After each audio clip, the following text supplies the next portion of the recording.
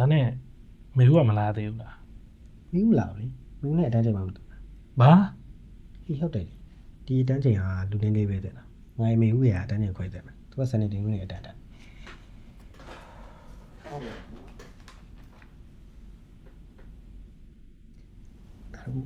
ရဆောင်ပါရအောင်ပြေ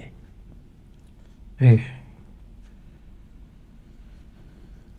နေပါစားချာ မင်းပစမ်းမပင်ကထထိုးအောင်နော်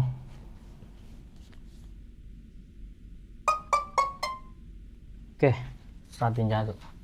အရင်တစ်ပတ်ကဘယ်ထိတင်ပြီးသွား အယောင်လေးတိပြသွားပြီဖေ ရရောင်းနေလို့အဲ့ဆိုရင်ဒီတစ်ပတ်က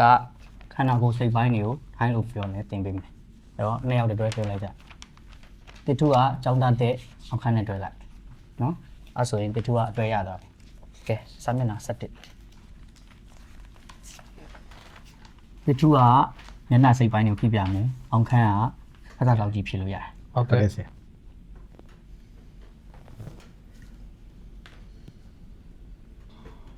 ဒွမ်ဒါจมูก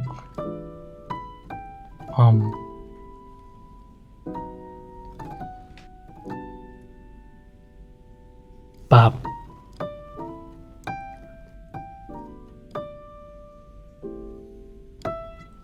คัน